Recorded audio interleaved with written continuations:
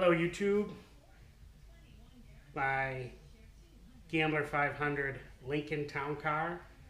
Today I'm installing a roof rack. The roof rack from the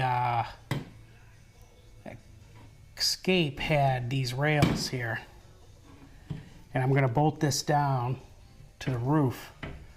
I have to gain access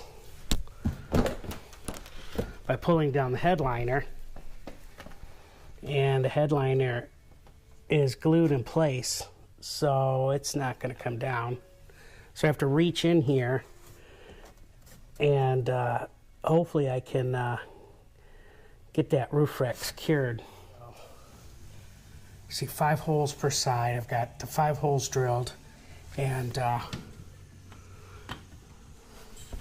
think I'm going to use some 3M VHB on this to hold this down too. So it's got quite a curve. The town car roof's got quite a curve to it, so we'll have to get that down. So all right, coming along, working on the Lincoln Gambler Lincoln Abe Lincoln thing, and got the roof rack installed, and that was very difficult, and wouldn't recommend installing a roof rack on a Lincoln Town Car. It's very difficult, so don't try it.